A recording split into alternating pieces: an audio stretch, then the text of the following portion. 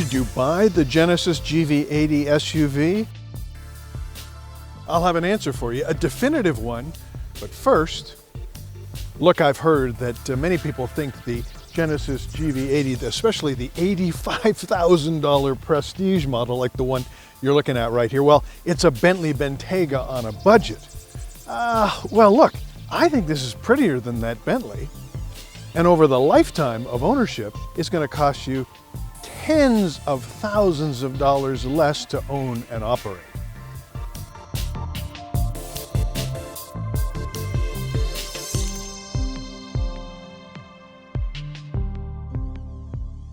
I'm mentioning reliability because Genesis is a champion on this subject.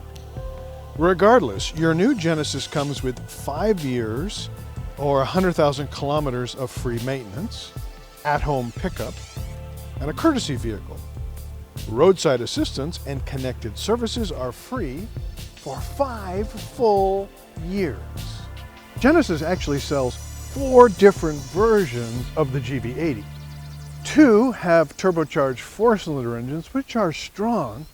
But if you go for the really expensive ones, the top 2 top-of-the-line models both come with very powerful V6 engines that are still reasonably fuel efficient.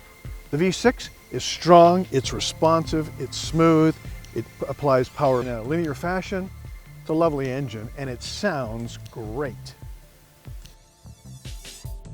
The design looks expensive though, sort of Bentley expensive. It's gorgeous, athletic and planted with delicately carved body panels, a diamond patterned grille, flush rectangular quad headlamps, beautifully smooth side markers, and a strong tail mark design. Now inside here, I want to tell you the cabin is roomy and it's a pure delight. The material's lovely and rich and well executed from a design and a functionality standpoint. The cabin's centerpiece is an integrated 14.5-inch touchscreen. The tempered glass shifter with a rib surround is eye-grabbing.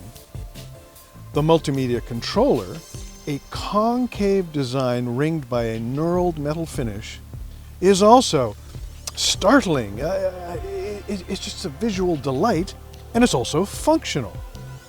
The HVAC system has its own controls, and they are touch sensitive with swipe controls. You know, the truth is I could go on and on and on about the cloud connected multimedia, the 3D instrument cluster, the 12-inch heads-up display. There's just a lot to talk about with this cabin. There's also the 21-speaker Lexicon audio system with massive amounts of watts, and the under-seat subwoofers. But I was particularly taken by the so-called Ergo Motion seats with their 7 air cells. Yes, this SUV is delightful on a long drive. I mean, the engineering behind it is terrific. The body structure has plenty of aluminum to save weight, but it's solid and allowed the suspension tuners to dial in what was intended to feel like a rear drive rig in its responses, even though all-wheel drive is standard.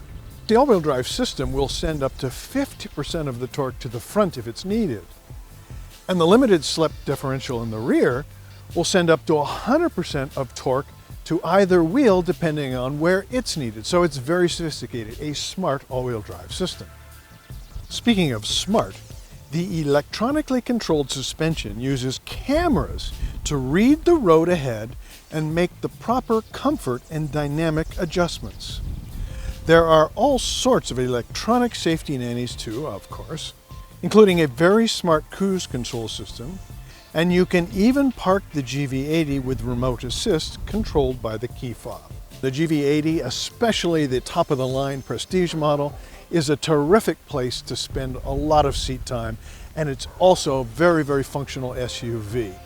Should you buy it over, say, a Bentley? Well, I would. I'm a penny pincher, and I think you get more car here for substantially less money, and it'll cost you less to own over the lifetime of it. This is a keeper.